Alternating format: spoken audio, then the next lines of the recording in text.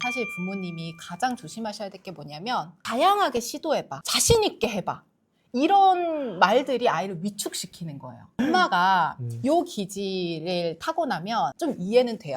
나 진짜 이 애가 왜 이러는지 도저히 이해가 안 돼 라는 포인트가 딱 느껴지면 나랑 기질이 다르구나를 인정할 수 있어야 돼요. 제가 교사로 오래 있으면서 아이들한테 이걸 물어본 적이 있어요. 엄마 아빠한테 가장 듣고 싶은 말이 뭐야? 라고 물어본 적이 있어요.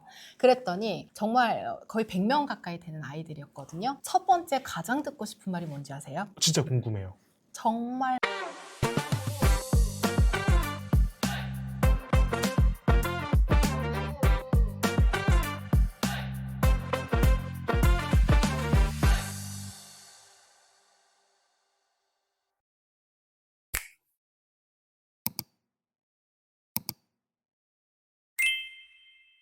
안녕하십니까. 실천할 수 있는 교육 인사이트만 드리는 가든 패밀리 브루스핀입니다. 여러분, 오늘의 가든 게스트는요, 민주쌤의 육아 코칭 백과의 이민주 소장님을 모셨습니다. 안녕하십니까. 네, 안녕하세요. 이민주 육아상담소라는 채널을 운영하고 있는 부모교육 전문가 이민주입니다. 저는 아동학을 전공을 했고요. 보육재단 소속의 교사로 오래 근무를 하다가 좀 더 많은 부모님들과 소통하고 싶어서 지금은 강의도 하고 방송도 하고 또 아이도 키우면서 이제 육아도 하고 있는 사람입니다. 반갑습니다. 실제로 아이들을 가르치셨고요. 그리고 지금은 부모교육 전문가로 활동을 하십니다. 네, 이런 게 있으실 것 같아요. 와, 이 부모는 진짜 아이를 지혜롭게 잘 키운다 싶은 부모님들의 특징을 꼽아줄 수 있으실까요? 제가 정말 많은 부모님들을 네. 만나 뵀는데요. 네. 이 사람은 진짜 됐다. 그러니까 사람이 됐다는 게 아니라 이 아이는 진짜 잘클 다행이다. 수밖에 없다. 라고 생각하는 부모님 중에 특징이 감정을 통제하는 게 아니라 행동을 통제할 줄 아는 부모가 있어요. 그러니까 아이들은 늘 때를 쓰고 부모는 늘 훈육을 해야 돼요. 네. 그 과정이 육아인데 예를 들어서 아이가 블럭놀이를 열심히 하고 있어요. 근데 열심히 쌓기를 하다가 블럭이 무너져 버렸어요. 네네. 그러다가 이제 화가 나는 나머지 블럭을 집어 던졌어요. 그때 엄마가 보통 너 이놈의 새끼 뭐 울지 마 짜증내지 마 뭐 이렇게 가게 되거든요. 반면에 어떤 부모는 너가 블럭을 하다가 무너져서 속상한 마음은 엄마 너무 충분히 잘 알겠어. 그럴 수 있어. 근데 아무리 화가 난다고 해서 블럭을 집어 던지는 행동 그거는 정말 잘못된 거야. 그러니까 아이의 감정은 충분히 수용하고 속상했을 마음을 인정하되 아이의 그 던지는 행동, 잘못된 행동에 대해서 훈육하고 통제하시는 부모님이 있거든요. 아이를 훈육하는 일들이 계속해서 반복되지만 아이가 느끼는 감정은 온전히 아이의 것이거든요. 부모의 것이 아니에요. 그 감정을 울지 마, 짜증내지 마, 화내지 마 통제하는 게 아니라 그 행동, 잘못된 행동에 대해서 분명하게 짚어주는 것 그리고 감정은 인정해주는 것. 요 작업이 계속되면 아이가 커가면서 다른 사람의 감정을 인지하고 수용할 수 있는 능력이 장착이 되고요. 근데 이걸 억압하고 차단하게 되면 결국에는 엄마는 내 마음 모르잖아. 아빠는 내가 어떤 마음인지 모르잖아. 이 속상함과 억울함들이 꽉 차게 되면 결국에는 이 반항심이 자리 잡게 되는 거거든요. 두 번째는 뭐냐면 오랫동안 육아를 하면서 양적인 육아를 하시는 부모님이 계시고 반면에 워킹맘이나 일하시는 부모님들은 아이랑 보낼 수 있는 시간이 부족해요. 그렇겠죠, 아무래도. 그러다 보면 내가 아이랑 충분한 시간을 보내지 못하기 때문에 아이의 애착 형성이 잘못되는 건 아닌가? 이런 죄책감들을 좀 가지고 계시거든요. 제가 또 직장보육시설에 네네. 오래 있었기 때문에 함께 보내지 못하는 미안함을 네. 굉장히 가지고 계시거든요. 근데 24시간 아이한테 밀착 육아를 한다고 해서 굉장히 질적인 육아를 하는 건 아니에요. 예를 들어서 내가 아이랑 온전히 같이 있는 시간이 길다 보니 너무 지쳐서 아이의 눈을 봐줄 힘이 없고 아이의 얘기를 경청해줄 에너지가 없고 네. 그러다 보면 짜증을 낼 수도 있고 휴대폰 네, 보면서 네. 시간 보내는 시간이 있을 수 있거든요. 근데 사실은 하루에 딱 1시간이라도 아이와 밀도 있는 그 시간을 어떻게 보내느냐가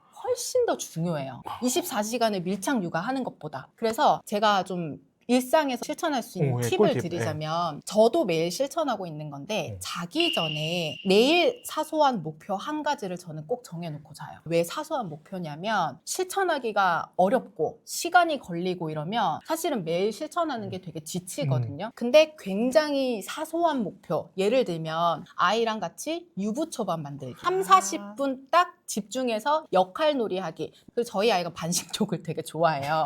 요구르트를 들고 엄마 하나 아이 하나 딱 들고 들어가서 반신욕을 하면서 대화를 하면서 그 30분의 시간을 보내면 굉장히 사소한 거지만 이 매일 반복됐을 때 부모는 훨씬 더 내가 하고 있는 육아에 대한 성취감이 높아지고요. 아이는 엄마와 함께하는 시간에 대한 만족감이 높아져요. 자, 마지막 세 번째가 뭐냐면 기질의 중요성을 아는 부모예요. 그러니까 내 아이의 기질을 지금 당장 판단하기는 어렵거든요. 저도 어려워요. 저도 아이를 관찰해가는 과정이기 때문에 아이의 기질을 판단해라가 아니라 우리 아이가 가진 기질이 중요하다라는 걸 아는 부모가 진짜 육아를 잘하는 부모라고 말할 수가 있는데요. 예를 들어서 어떤 부모는요, 내 아이를 관찰하는 게 아니라 다른 아이들을 되게 많이 봐요. 이게 무슨 말이냐면 엘리베이터를 탔는데 광고 문구를 막 읽고 있어요. 엄마 막 조급해지는 거야. 우리 애랑 비슷하거나 어린 것 같은데 벌써 한글을 저렇게 읽어?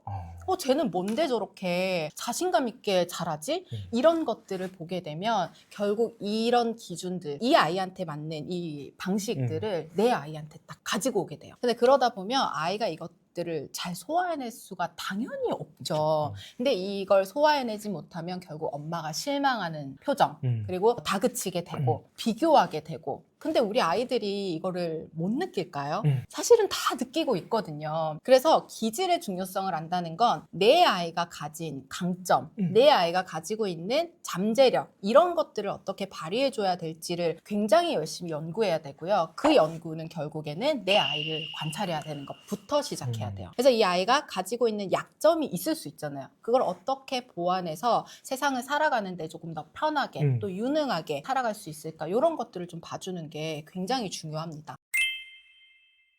선생님, 기질이 정말 중요한 것 같은데요. 이제 4가지 기질이 있다고 말씀해 주셨는데요. 이 기질별로 절대 알아야 될 것들, 뭐 이런 거 꼽아줄 수 있을까요? 일단 기질은 누구나 타고나요. 아이가 둘 있으시잖아요. 달라요. 다르죠.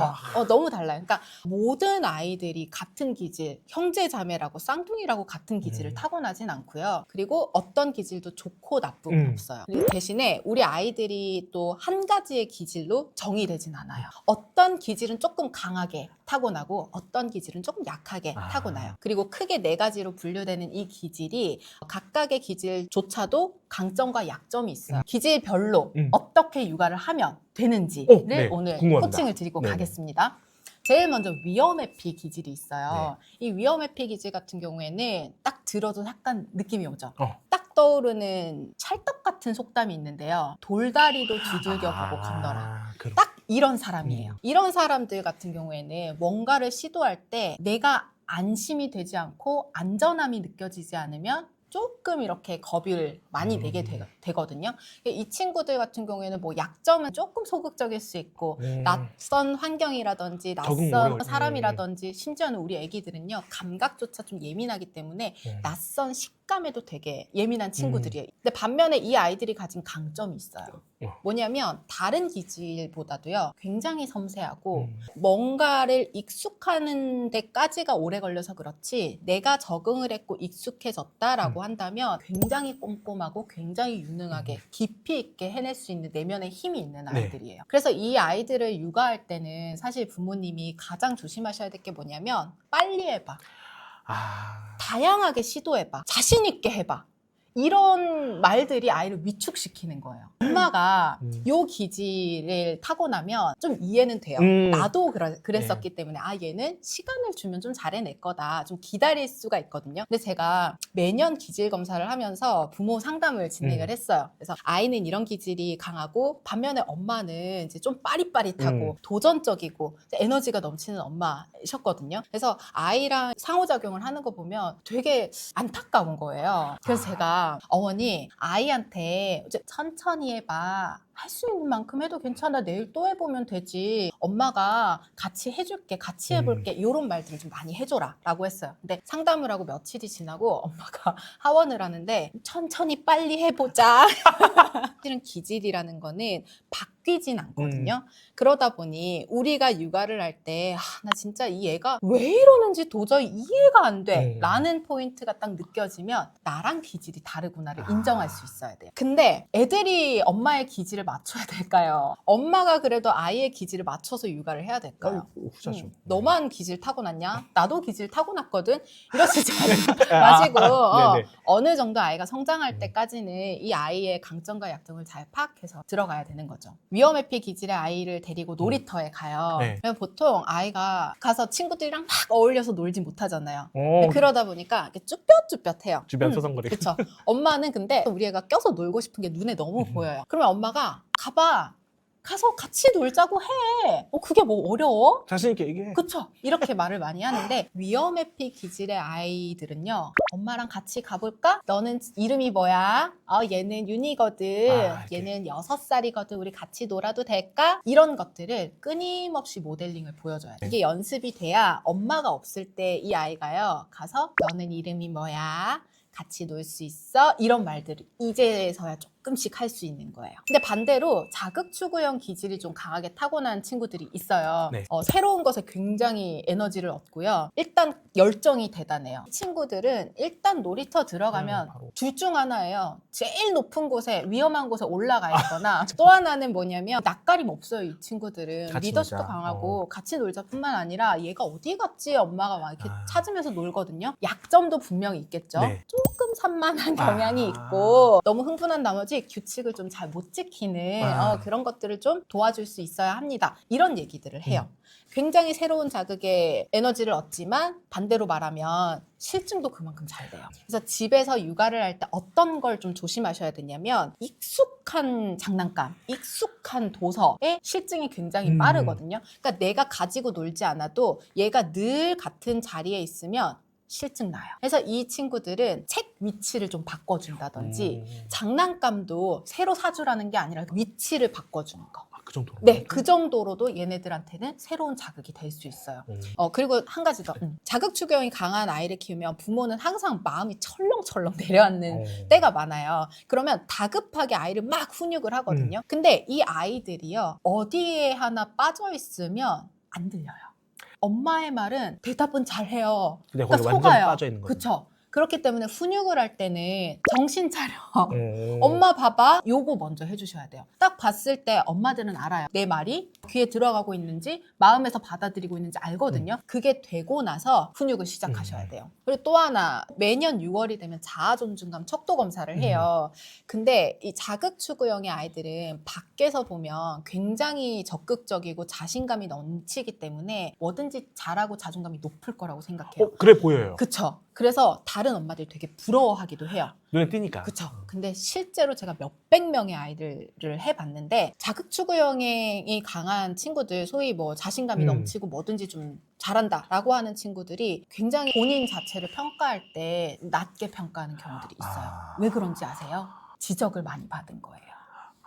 그러니까 규칙을 좀 잘 어기고 별나고 하기 때문에 어딜 가도 얘는 혼이 많이 나는 거예요. 그러니까 엄마도 이 아이가 너무 별나기도 하기 때문에 그런 얘기들을 많이 하니까 저는 규칙을 좀 잘 못 지키는 아이잖아요. 우리 엄마는요, 나 키우기 좀 힘들어 하거든요. 이런 말들을 스스로 이렇게 하는 경우가 있어요. 그래서 이 아이들한테는 잘하는 거는 분명하게 칭찬을 해주긴 해야 돼요.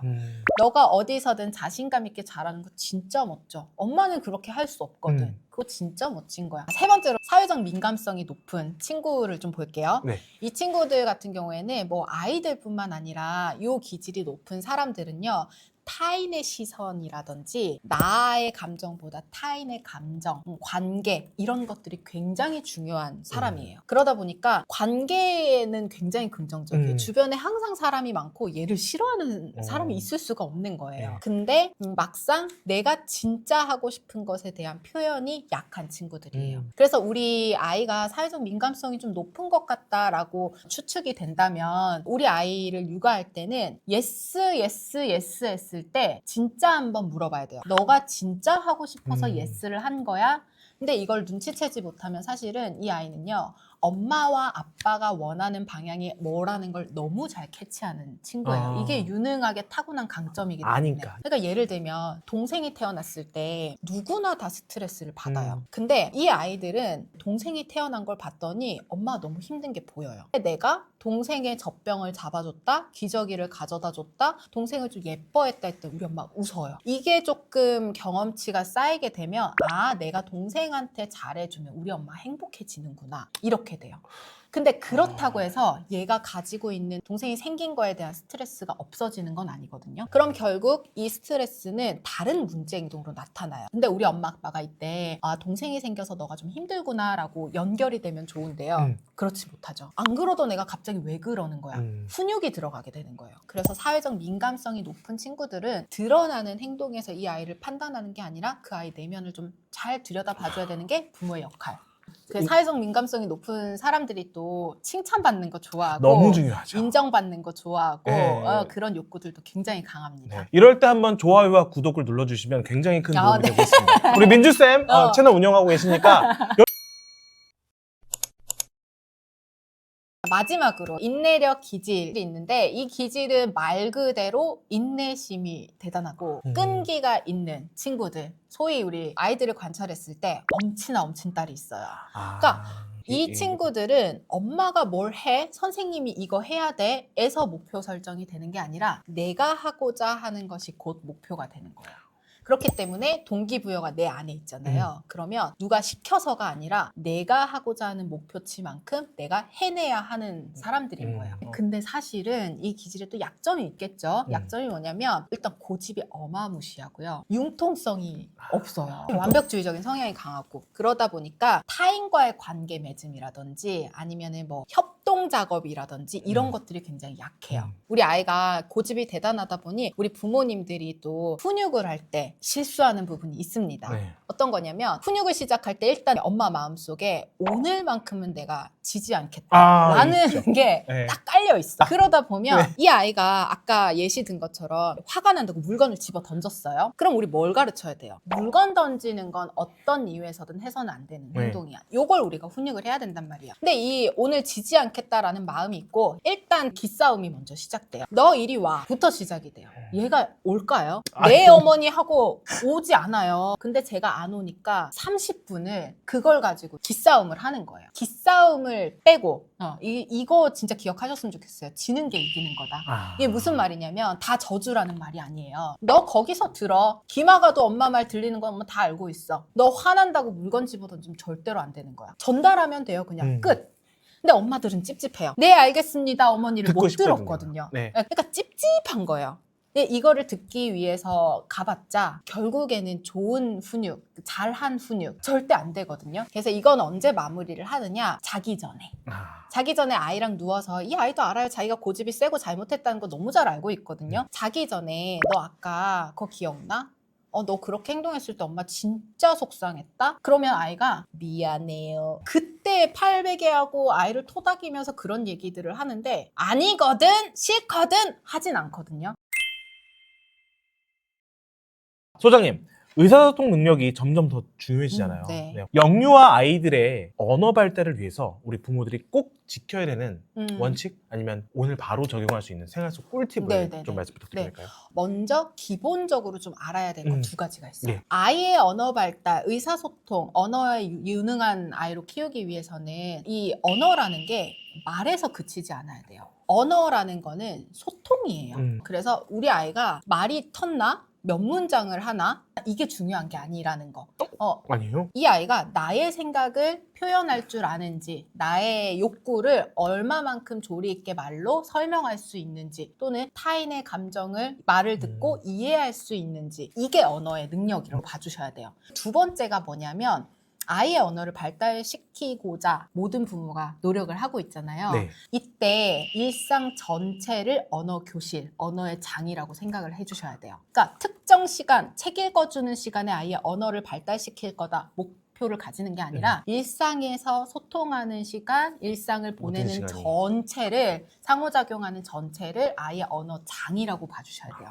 이걸 기본으로 딱 알고 실천해야 될 거 제가 2가지 알려드릴게요. 네네.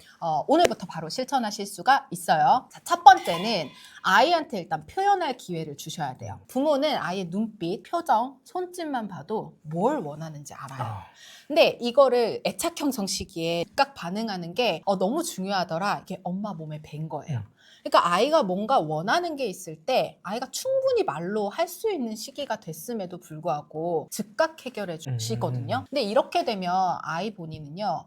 내가 말하지 않아도 모든 것들이 해결되기 때문에 굳이 말로 해야 된다라는 필요성을 못 느껴요. 근데 반면에 즉각 해결해주지 않고 기회를 주시게 되면 어떤 현상이 벌어지냐면 아이가 말을 유능하게 하지는 못하는 시기이지만 뭘 원하는 게 있어요. 그때 엄마가 정말 아무것도 모른다는 표정으로 뭐? 라는 표정 하나만 지어도 아이가 손을 내밀면서 치지 치지 치지 이렇게 해요. 그러니까 자기가 원하는 게 말이 되지 않더라도 비언어적인 표현 그리고 나 정말 원해 하는 그 눈빛을 발사하면서 원하는 걸 얻게 되거든요. 이 과정이 영유아기부터 습관이 되면 내가 원하는 게 있을 때 내 마음을 끄집어내서 말로 설명했을 때 더 잘 해결되고 이런 것들이 학습이 돼요. 연령이 조금 높아져도 마찬가지예요. 이제 우리 아이 또래 6살, 7살쯤 되면 놀이터에 자주 가잖아요. 그러면 아이가 그네가 타고 싶은 게 엄마 눈에 보여. 그때 엄마가 출동하는 집이 있어요. 출동해서 그네 타고 있는 형아한테 가서 형아 우리 윤희가 그네가 좀 타고 싶은데 다 타고 나서 이모한테 말해줄래? 우리 기다리고 있을게 라고 얘기를 하면서 해결해줘 버리는 경우들이 있고요. 근데 이때 아무리 아이의 욕구를 안다고 해도 아이한테 표현할 기회를 줘야 되거든요. 어떻게 하냐면 너가 그네 타고 싶으면 형아한테 가서 나 그네 타고 싶어 하고 얘기해봐. 그래야 알아 라고 얘기를 해요. 우리 기질 공부했잖아요. 맞아요. 기질에 맞게 어느 정도 도움을 줄 수 있어야 되는 거예요. 2번째는 뭐냐면 일방적인 말이 아니라 대화를 하는 습관을 길러야 돼요.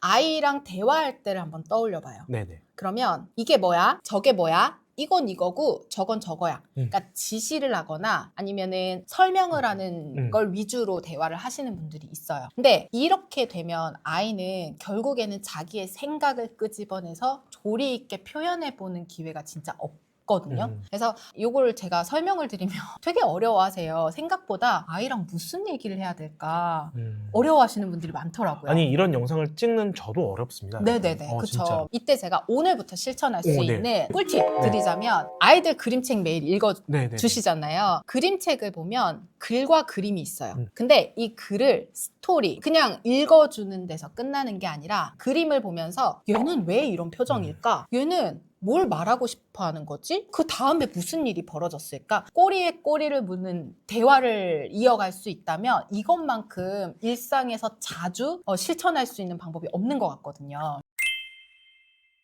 문장 구사와 발음적인 부분을 고민하시는 분들도 많기 때문에 이것도 한번 네, 알려드리고 가면 좋을 것 같아요. 그러니까 아이들이 많은 말들을 하는데 처음부터 완전한 문장으로 잘 말하지는 못하잖아요. 예를 들면 유치원에서 밥 먹었어. 친구가 매운 김치 먹었어. 근데 나도 할 수 있어. 뭐 이런 얘기들을 막 끊어서 아니면은 막 문장이 앞뒤가 안 맞게 말을 해요. 그러면 이때 아이한테 똑바로 말해봐. 다시 말해봐. 이게 아니라 유치원에서 밥 먹는데 친구가 매운 김치를 먹어서 너도 도전할 수 있었어. 이렇게 매끄러운 문장으로 수정해주는 과정을 계속 반복을 하게 되면 아이가 완전한 문장으로 가는 발달을 하게 된다. 요거 하나랑 또 발음 때문에 고민하시는 분들도 굉장히 많거든요. 저희 아이도 리을 발음이 안 돼요. 리을 발음. 안 돼요. 그러니까 몇 가지 안 되는 네네네. 발음들이 있는데 이게 뭐냐면 신체가 발달하는데 순서가 있잖아요. 마찬가지로 언어, 발음도 발달하는데 순서가 있어요. 예를 들어서 빨리 해 이게 빠이 해. 이렇게 발음을 해요. 그래서 이럴 때 리을 발음이 안 된다고 계속 지적을 하거나 교정을 해주게 되면 아이가 굉장히 스트레스 받겠죠. 그래서 기질에 따라서는 화를 내는 아이도 있고 또는 위축돼서 말을 안 하려는 아이도 있어요. 그래서 이게 좋은 효과를 낼 수는 없거든요. 이럴 때 제가 요즘 연습하는 게 뭐냐면 아이가 할 수 있는 발음을 중간에 넣어줘요. 빨리 해가 어렵지만 빠알리 해. 요런 식으로. 요게 연습이 돼. 물론 빠알리, 엄마 이빠바 빠알리 이렇게 하진 않아요. 근데 빠알리 이런 식으로 좀 연습을 하면 이 아이가요, 혀를 어떻게 사용해야 되는지 몸소 좀 체득을 해요. 그리고 또 하나는 책을 읽거나 노래를 부르는 걸 자연스럽게 동영상이나 녹음을 해요. 그리고 아이랑 같이 놀이하면서 들어봐요. 근데 자기가 들어도 자기 발음이 전체적으로 좀 어눌하고 좀 또박또박 들리지 않아. 이럴 때 엄마가 조금의 피드백을 주게 되면 훨씬 더 본인 스스로가 이제 고쳐나가야겠다는 생각들을 해요. 근데 이것 자체를 거부하거나 창피해하거나 또는 연령이 뭐 6살, 7살 높아지는데도 조금 나아지는 모습들이 보이지 않는다라고 한다면 전문가의 도움을 받는 게 좋아요. 언어 치료를 하시는 게 좋습니다. 아, 그래요? 네네네.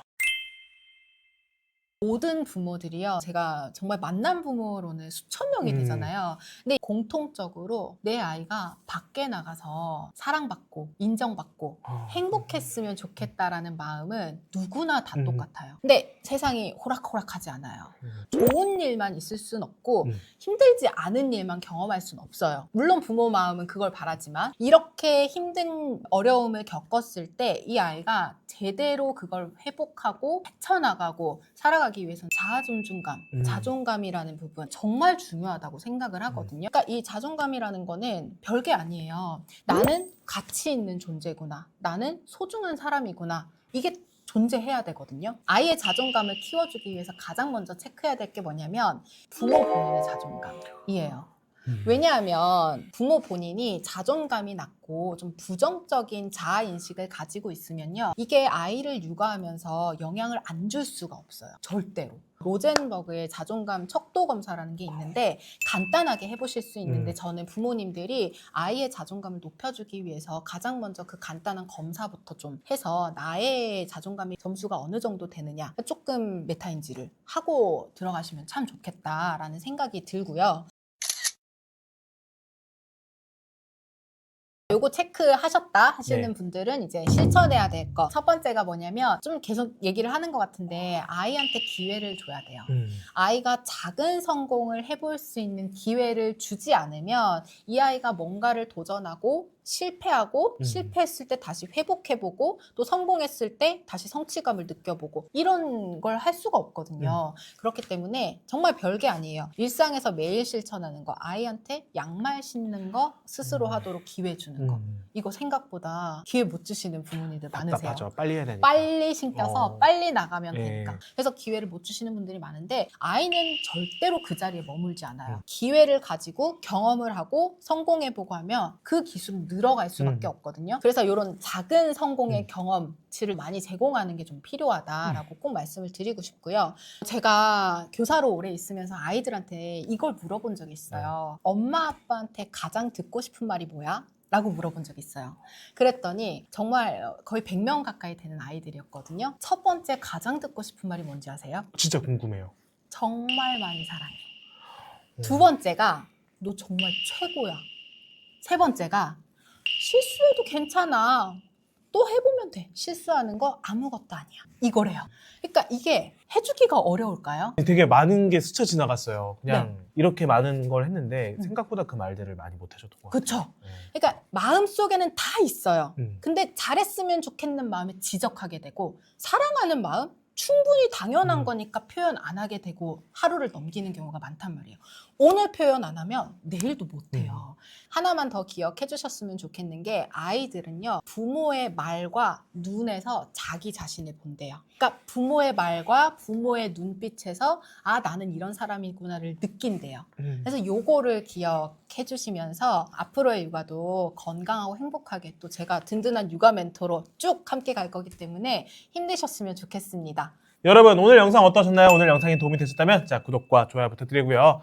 이번에 신간 도서 민주쌤의 육아 코칭 백과에도 많은 관심 부탁드리도록 하겠습니다. 선생님, 오늘 귀한 시간 내주셔서 감사합니다. 너무너무 감사합니다. 네, 감사합니다.